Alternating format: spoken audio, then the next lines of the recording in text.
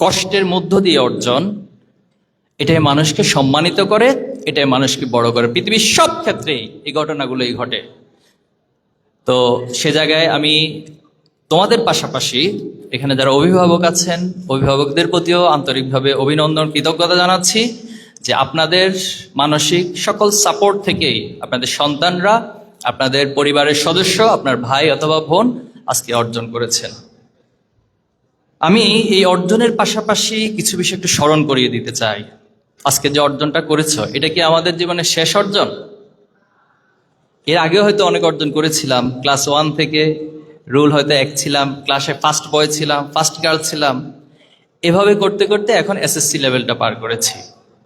এই এসএসসির পরেও আমাদের জন্য অনেকগুলো লেভেল এখনো বাকি আছে। আমাদের জীবন কতদিন শেষ হবে কেউ কি জানি? কে কে জানি যে ভাই আমার মতো, আমি জানা আছে যে আমি ইনশাল্লাহ আগামী 10 বছর পৃথিবীতে থাকবো, এটা আমি কনফার্মেশন দিচ্ছি। অথবা বাংলাদেশে গড় আয়ু 60 to 70 ভ্যারি করে।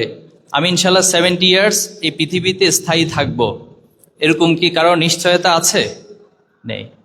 তাহলে আমাদের জীবন কার কখন শেষ হবে সেটা আমরা জানি না, কিন্তু এতটুকু জানি জীবন কখনো সমান্তরালভাবে চলে না, জীবনে উত্থান পতন থাকে। কোরআনে এই বিষয়টাকে এভাবে উপস্থাপন করেছে, ফাই ইন্না মাআল উসরি ইউসরা, ফাই ইন্না মাআল ইসরি ইউসরা, যে মানুষের সহজ অবস্থার পরে একটা কঠিন অবস্থা আসে, আবার কোন একটা কঠিন অবস্থার পরে একটা সহজ অবস্থা আছে। আজকে যদি আমরা মনে করি যে আমাদের এসএসসি এই প্লাসটাই আমার জীবনের সবকিছু হয়ে গেছে, তাহলে আমার জন্য সামনের দিনের আলটিমেট জায়গায় পৌঁছাটা বেশ কঠিন হয়ে যাবে। এজন্য আমার জীবনে হাসি আসবে, মাঝে মাঝে কান্না করতে হবে, অনেকবার নীরবে নিবৃত্তে কান্না করতে হবে, সেটা কেউ দেখবে কেউ দেখবে না। জীবনে অনেক হতাশার কারণ এসে সামনে দাঁড়াবে, কিন্তু আমি আমার স্বপ্নকে, আমার লক্ষ্যে পৌঁছার জন্য আপ্রাণ চেষ্টা চালিয়ে যাবে। তোমাদেরকে একটু সতর্ক করি, সতর্ক করা হচ্ছে। সেলিব্রেশন তো করেছি, একটু সতর্ক করি। নিঃসন্দেহে আমার আগের বক্তারা ওই বিষয়গুলো বলেছেন। 2025 সালে তোমরা এসএসসি পরীক্ষা দিয়েছিলে 19 লক্ষ, একসাথে 19 লক্ষ প্লাস এসএসসি পরীক্ষা দিয়েছিলে। সেখান থেকে তোমরা এ প্লাস পেয়েছে 1,39,000। তার মানে বিশাল একটা সংখ্যা এ প্লাস পায়নি। মজার বিষয় হচ্ছে তোমার পরবর্তী যে ধাপগুলোতে তুমি যাবা, এইচএসসি বা আলিম পরীক্ষার পর, যে বিশ্ববিদ্যালয় অথবা মেডিকেল, এটাই তো আমাদের ম্যাক্সিমামের স্বপ্ন, যে আমরা একটা পাবলিক বিশ্ববিদ্যালয়ে ভর্তি হব অথবা আমি মেডিকেলে চান্স পাবো। কিন্তু এটাকে তুমি মজার বিষয় বলতে পারো, আবার হতাশার বিষয় বলতে পারো, আবার তোমার জন্য চ্যালেঞ্জ হিসেবে একটা দায়িত্ব হিসেবে নিতে পারো, যে সেখানে সবগুলো পাবলিক বিশ্ববিদ্যালয় মেডিকেল যোগ করলে সিট সংখ্যা দাঁড়ায় 61,449। তার মানে আমার 1 লক্ষ যে এ প্লাস 39 এ প্লাস পেয়েছি, সেটার অর্ধেকের চেয়েও বাংলাদেশে তোমার জন্য বিশ্ববিদ্যালয়ের মেডিকেলে সিট সংখ্যা নেই। তাহলে কতটা কম্পিটিশনের মধ্য দিয়ে তোমাকে যেতে হবে। আমি আশা করি তোমরা সে লড়াইয়ে, সেই স্বপ্নে পৌঁছবা ইনশাআল্লাহ। আমাদের জীবনে অনেক অর্জন আছে, অর্জনের পর সফলতা। একটু খেয়াল করো শব্দটা, আমি জানি না খুব কঠিন হবে কিনা। অর্জন এবং সফলতা দুটোর মধ্যে পার্থক্য আছে। অর্জন মানে কোন একটা জিনিস আমার ঝুলিতে আসলো, আর সফলতার একটা টার্গেট থাকে, একটা গোল থাকে। সেই গোল যখন পুরোপুরি অ্যাচিভ হয় সামষ্টিকভাবে, তখন সেটাকে আমরা সফল বলতে পারি। আর আরেকটা শব্দ আমরা এটার সাথে যুক্ত করতে পারি, যে চূড়ান্ত সফলতা অথবা আলটিমেট সফলতা। তুমি ক্লাস 8-এ বৃত্তি পরীক্ষা দিয়েছো, বৃত্তি পাইছো, এটা একটা অর্জন, এটা নট তোমার সফলতা। কারণ তুমি বৃত্তি পরীক্ষা পেয়ে তুমি এসএসসিতে এসে ফেলও করতে পারো, এরকম অসংখ্য তোমার বন্ধুর ক্ষেত্রে ঘটেছে।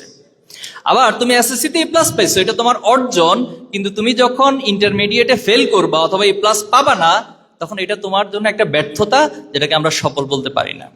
আবার তুমি এসএসসি ইন্টারমিডিয়েট সবগুলোতে গোল্ডেন এ প্লাস পাইছো, কিন্তু তুমি কোথাও ভালো জায়গায় চান্স পাইলা না, এটাকেও আবার এক ধরনের ব্যর্থতা হিসেবে সমাজ ট্রিট করে। আর এভাবে করে আমি আমার প্রফেশনাল লাইফেও খুব ভালো কিছু অর্জন করলাম।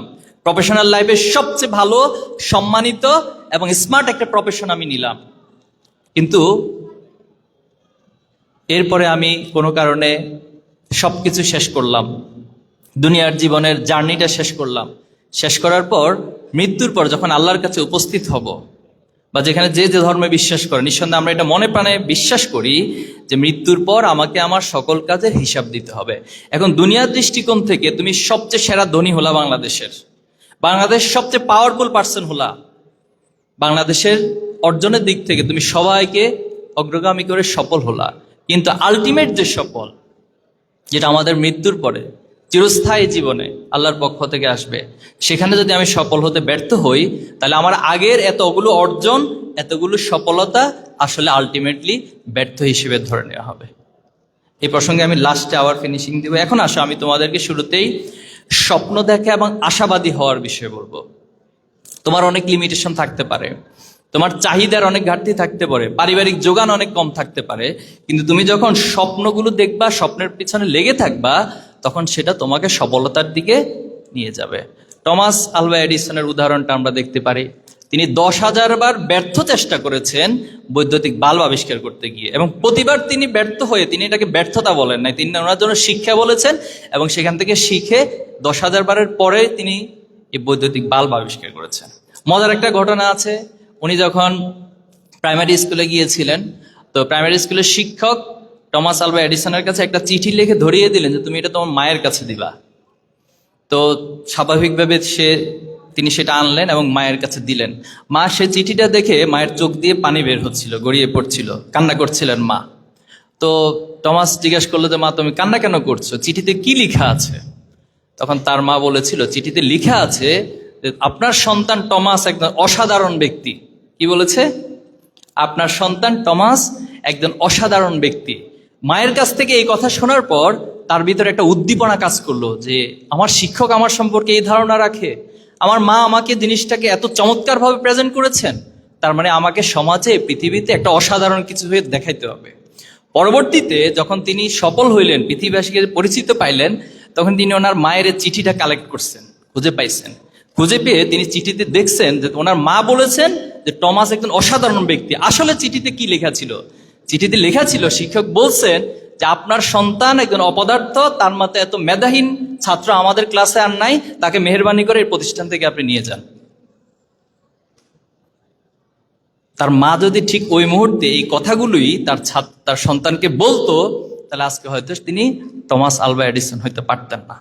এজন্য আমাদের এই উৎসাহ উদ্দীপনা, আমি অভিভাবকদেরকে অনুরোধ করবো, মাঝে মাঝে আপনার কাছে মনে হইতে পারে হতাশার অনেক কারণ থাকতে পারে, বাট উৎসাহ উদ্দীপনাটাকে কখনো কমিয়ে দিবেন না, এবং এই উৎসাহ উদ্দীপনার প্রচেষ্টাই একটা সময় আমাদেরকে সফল করবে। ইমাম বুখারী রাহিমাহুল্লাহ, তিনি বুখারী শরীফের মতো পৃথিবীর সেরা হাদিস গ্রন্থ সংকলন করেছেন, অথচ তিনি এমন অবস্থা ছিল, দারিদ্রতার কারণে বই কিনে যে পড়বেন সে পড়ার মতো সামর্থ্য ছিল না। তিনি সব জায়গায় শুনে শুনে হাদিসগুলো মুখস্থ করে নিতেন। আজকে তিনি ইসলামী শরিয়ার ক্ষেত্রে, হাদিস শাস্ত্রের ক্ষেত্রে কত বড় ভূমিকা রেখেছিলেন, শুধুমাত্র ওনার আপ্রাণ প্রচেষ্টার কারণে। আমরা ইবনে সিনার কথা নিঃসন্দেহে জানি, চিকিৎসা বিজ্ঞানে তিনি অসাধারণ অবদান রেখেছেন। ক্যানন অফ মেডিসিন, ওনার যে রচিত বই, সেটা চিকিৎসা বিজ্ঞানের একটা আমূল পরিবর্তন ঘটিয়ে দিয়েছে পুরো পৃথিবীতে। অথচ সেই ইবনে সিনাও তার পারিবারিকভাবে খুব দারিদ্র ছিলেন। এজন্য আমাদের কাছে মাঝে মাঝে হতাশার অনেক কারণ আসতে পারে, বাট আমরা হতাশ হব না। হেলেন কিলার ছিলেন আমেরিকান ঔপন্যাসিক। তো ওনার ক্ষেত্রে একটা মজার ঘটনা আছে। তিনি ডিজেবল ছিলেন, অর্থাৎ তিনি বধির ছিলেন, অন্ধ ছিলেন।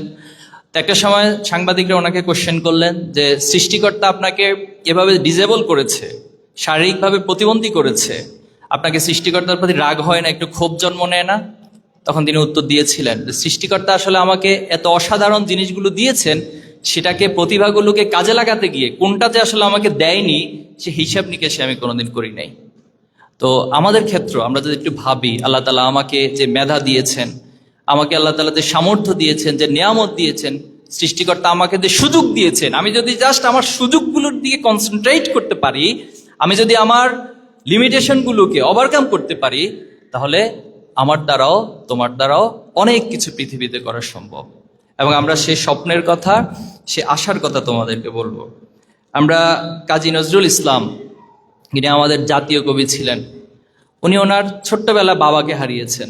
বাবা হারানোর পর তিনি একটি রুটির দোকানে চাকরি নিয়েছেন এবং এতে বেশি দারিদ্রতার সাথে লড়াই করেছেন। অথচ সেই কাজী নজরুল বাংলাদেশের জাতীয় কবি তো হয়েছেন বটেই, বাট ওনার যে অসাধারণ অবদান বাংলা সাহিত্যে, ওনার যে বিদ্রোহী কবিতা, নিঃসন্দেহে তোমরা পড়েছ বিদ্রোহী কবিতা, এক একটা শব্দ, এক একটা গাঁথনি আগ্নেয়গিরির মতো মনে হয়।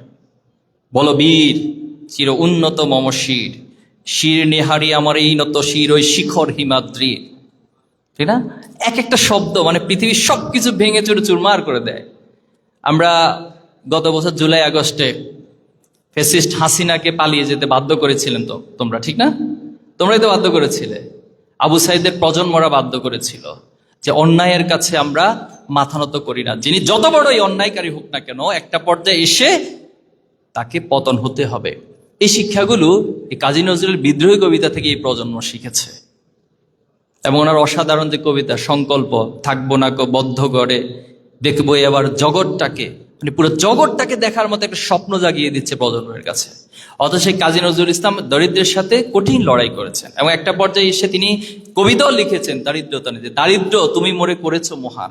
এই দারিদ্রতার কারণেই আজকে আমি এত প্রতিবন্ধকতার কারণে এত বড় সফলতার জায়গায় গিয়েছি।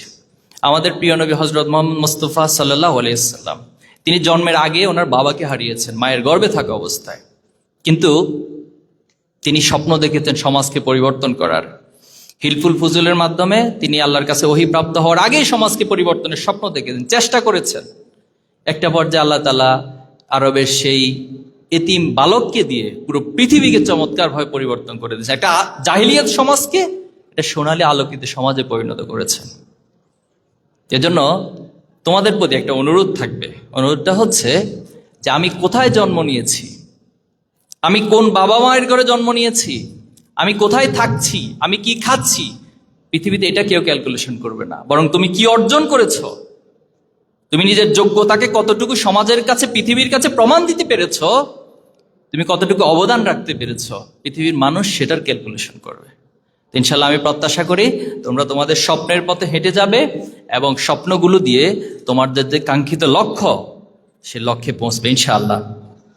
প্রিয় শিক্ষার্থী বন্ধুরা, আমরা এই দুনিয়ার অর্জন করব, কিন্তু দুনিয়ার অর্জনের পাশাপাশি আমাদের মধ্যে যদি মানবিকতা না থাকে, আমাদের মধ্যে যদি নৈতিকতা না থাকে, তাহলে এই দুনিয়ার অর্জনগুলো পৃথিবীবাসীর জন্য কল্যাণ বয়ে না এনে বরং ধ্বংস বয়ে আনবে।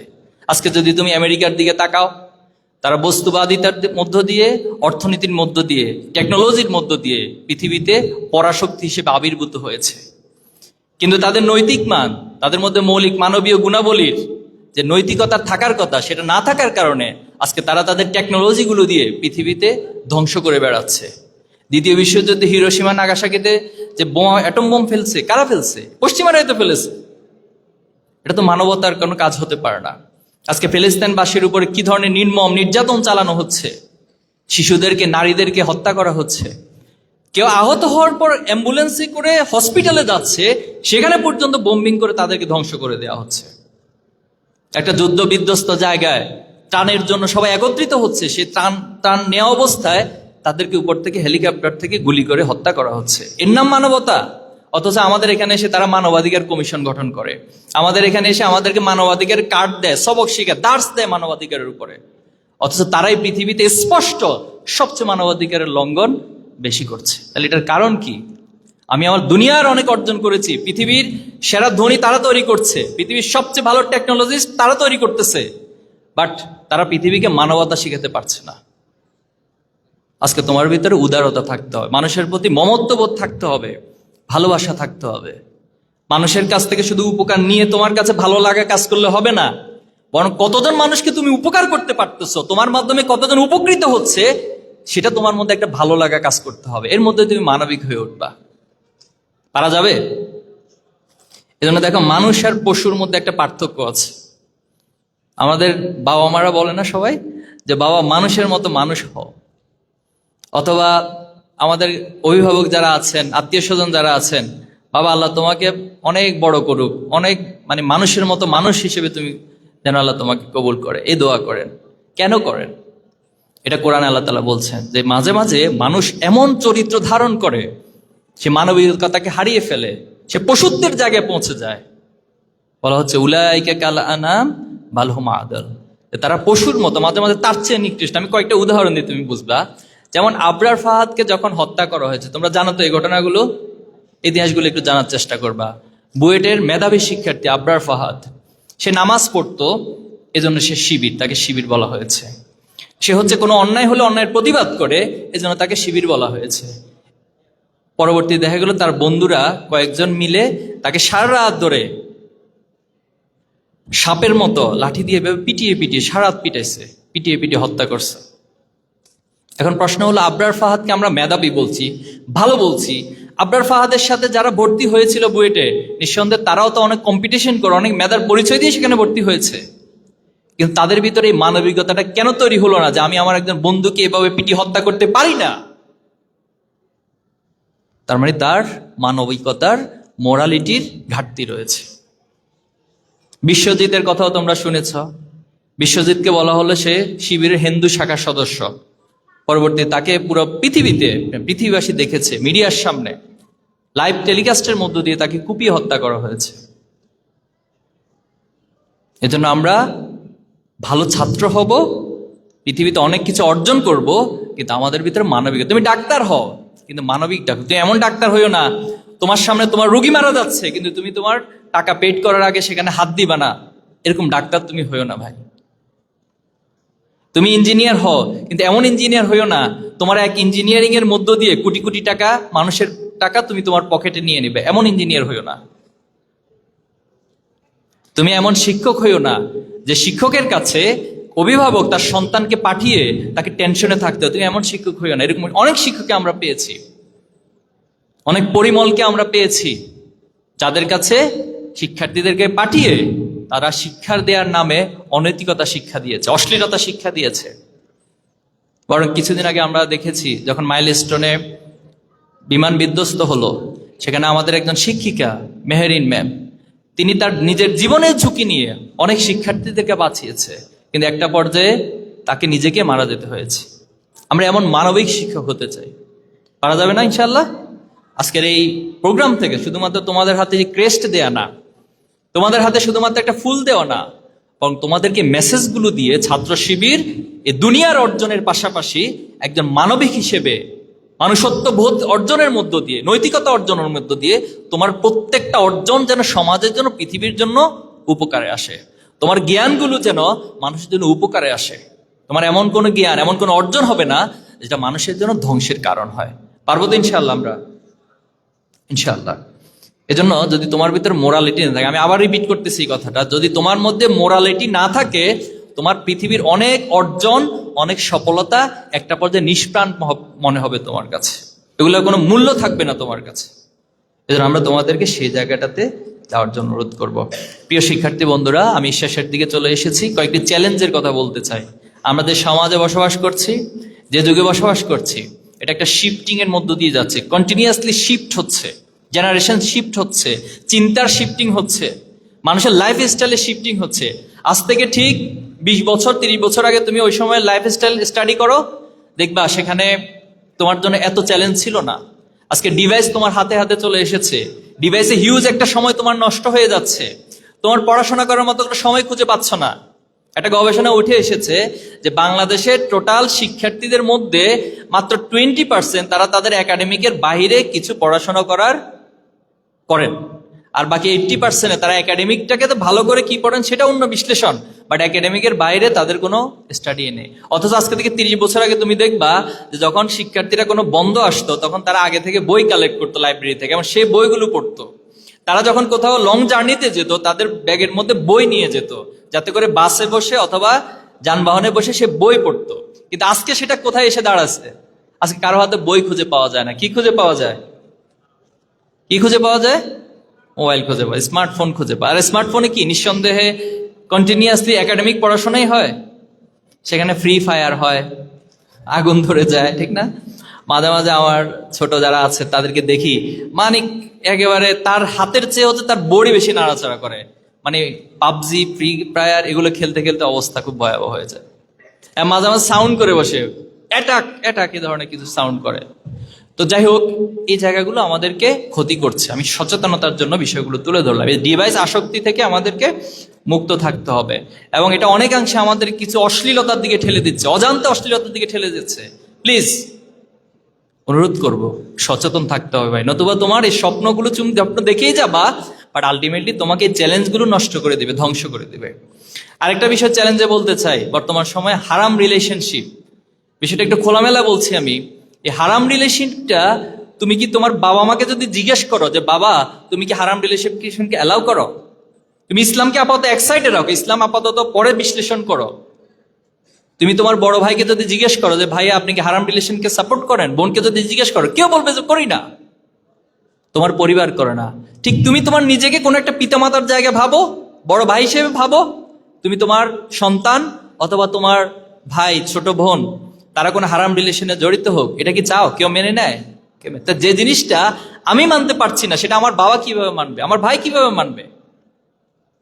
যে জিনিসটা আমাকে আমার সৃষ্টিকর্তা, আমার ধর্ম নিষেধ করেছেন, সে জিনিসটা কখনো আমার জন্য কল্যাণ বয়ে নিয়ে আসতে পারে না। এজন্য খুব সতর্ক থাকতে হবে।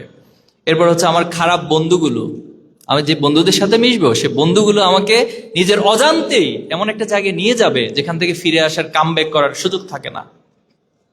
এজন্য খারাপ বন্ধু থেকে সচেতন থাকতে হবে। করণীয় কি এখন তোমাদের? করণীয় কি? এগুলোকে কিভাবে চ্যালেঞ্জগুলোকে মোকাবেলা করবা? প্রথমত হচ্ছে নিজের আত্মবিশ্বাস এবং নিজের গোল, নিজের লক্ষ্যের দিকে অবিচলভাবে তাকিয়ে থাকতে হবে। আমার গোল কোথায়, আমি কোথায় যেতে চাই। সেকেন্ড হচ্ছে তোমার অস্তিত্ব এবং শিকড় সম্পর্কে তোমাকে ভাবতে হবে। তুমি কোথায় থেকে এসেছো, তোমার অস্তিত্বটা কোথায়, পৃথিবীতে কিভাবে আসছো, আবার কিভাবে পৃথিবী থেকে তুমি যাবা, এই চিন্তাগুলো করতে হবে। নিঃসন্দেহে এখানে যে ধর্মেরই হোক না কেন, এটা আমরা বিশ্বাস করি যে আমাদেরকে কেউ না কেউ সৃষ্টি করেছে। এই বিশ্বাস কি আমাদের সবার আছে? আমরা সবাই বিশ্বাস করি যে আমাদেরকে কেউ না কেউ সৃষ্টি করেছে, অবশ্যই বিশ্বাস করি। তাহলে এই বিশ্বাসটা আমাকে অনেক চ্যালেঞ্জ মোকাবেলার ক্ষেত্রে সহায়তা করতে পারে। বাদশাহ হারুনুর রশিদ একবার এক নাস্তিককে ডাকলেন। নাস্তিক বলল যে পৃথিবীতে কোনো গড নাই, কোনো সৃষ্টিকর্তা নাই, সে চ্যালেঞ্জ করলো। তখন হারুনুর রশিদ ইমাম আবু হানিফাকে কল করলেন যে ওই নাস্তিককে যুক্তি দিয়ে যেন বোঝাতে পারে যে পৃথিবীতে একজন স্রষ্টা আছেন। তো ওকে একটা টাইম ঠিক করা হলো, নাস্তিক আসলো। আসার পর ইমাম আবু হানিফা রহমাহুল্লাহ ইচ্ছা করে দেরি করলেন সে প্রোগ্রামে আসার ক্ষেত্রে। পরবর্তী যখন তিনি আসলেন, আসার পর ওনাকে জিজ্ঞেস করলেন যে আপনি তো আরো অনেক আগে আসার কথা ছিল, এত লেট কেন করেছেন? তো তিনি বললেন যে আমি যখন আসবো নদীর পাড়ে দাঁড়ালাম, কোনো ধরনের নৌকা পেলাম না। তো ঠিক আমি নদীর দিকে তাকিয়ে আছি, এর মধ্যে অনেক সময় চলে গেছে।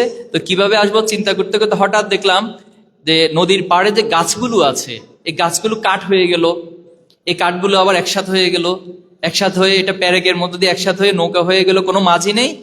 এরপর আমি নৌকাতে উঠলাম, নৌকা আমাকে এখানে নিয়ে আসলো। এটা জাস্ট উনি একটা ফান করেছেন অথবা একটু গল্প সাজিয়েছেন। নাস্তিক আবার তেলে বেগুনে জ্বলে উঠলো যে আপনি এ ধরনের অযৌক্তিক কথাবার্তা কোত্থেকে নিয়ে আসলেন, যে কোনো ধরনের কাঠুরি থাকবে না গাছ কাটার মতো, এরপরে নৌকা বানানোর মতো কোনো মিস্ত্রি থাকবে না অথবা কোনো মাঝি থাকবে না, আপনি এমনি এমনিতে নৌকা হয়ে যাবে এভাবে চলে আসবেন, এটা তো একটা অযৌক্তিক কথা। তখন ইমাম আবু হানিফা বললেন যে সামান্য একটা নৌকা যদি এমনি এমনি তৈরি না হয়ে থাকে, তাহলে পৃথিবীর এত চন্দ্র, সূর্য, গ্রহ, তারা, সমুদ্র, নদী, গাছপালা, মানুষ, এগুলো কি এমনি এমনি সৃষ্টি হয়ে গেছে? এটার কি কোনো নিয়ন্ত্রণ কর্তা নেই? অবশ্যই আছে।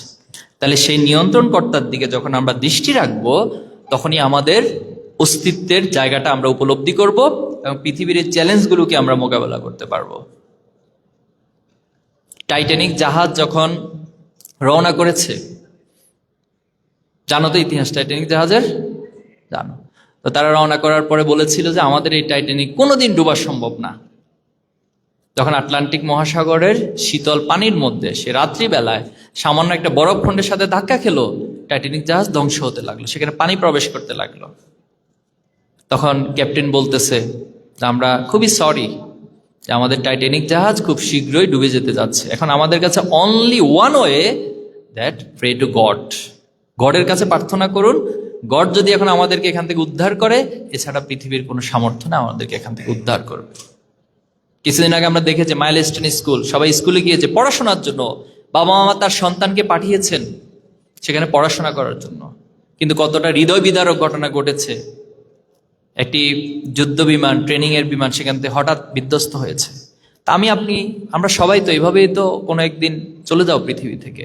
তাহলে এই মৃত্যুর অনুভূতি এবং স্রষ্টার সাথে আমাদের যে কানেক্টিভিটি, সেটা আমাকে এই চ্যালেঞ্জগুলো মোকাবেলার ক্ষেত্রে সহযোগিতা করবে। আরেকটি শিকড়ের কথা বলবো, সেটা হলো পিতামাতা।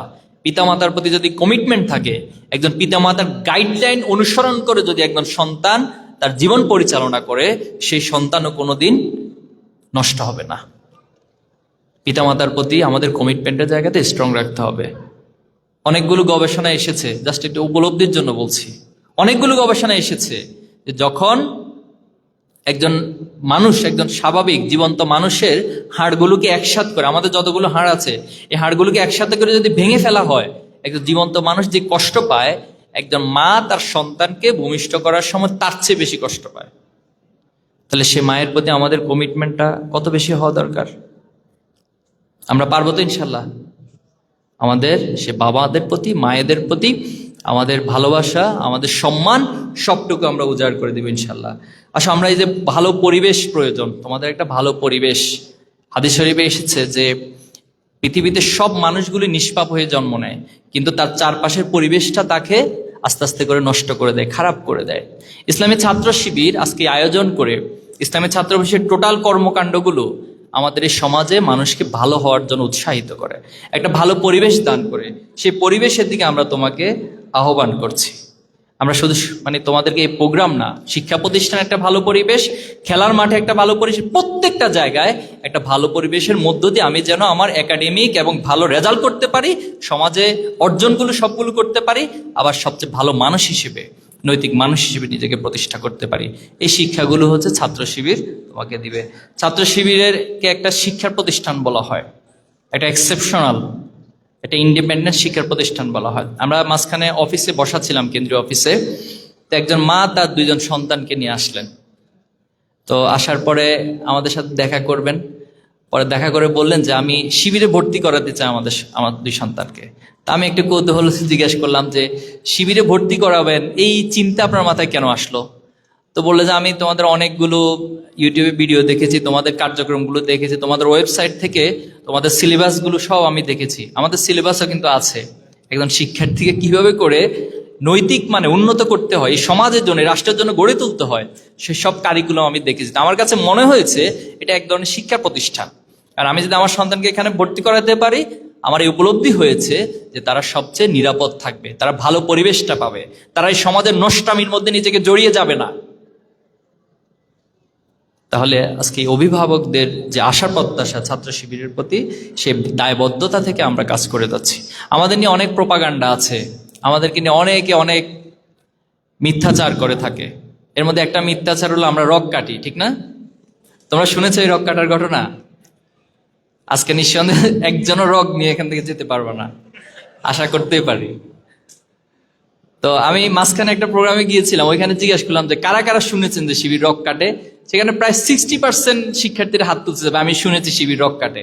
তো শিবির রক কাটে এটা জেনে শুনে শিবিরের প্রোগ্রামে এভাবে আসা, এটা তো অনেক বড় সাহসিকতার বিষয়।